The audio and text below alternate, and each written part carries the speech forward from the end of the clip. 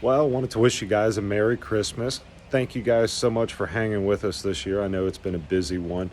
Like I said, we're going to try to get some more videos out to you. I wanted to tell you Merry Christmas. I won't be on our YouTube a whole lot over the next coming weeks. Keystone is officially closed. We're doing some physical inventory, some paperwork stuff for the end of the year. We'll be back open for the public on the 2nd. That'll be January 2nd.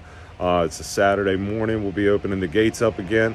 For right now, though, if you are trying to get a hold of me, you got some questions and stuff, always feel free to comment on our YouTube videos. But if you want a quicker response, shoot us a message on Instagram if you're not following us there on already. We do put a little bit of content out on that. Most of what I'm focusing on is YouTube.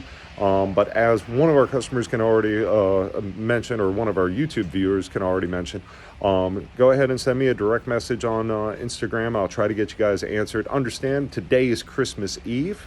I'm going to be spending a little bit of time with family. I just took out a quick step outside the house to shoot this for you guys real quick. Also, just wanted to say thank you for watching. I really do appreciate it. Guys, have a great Christmas.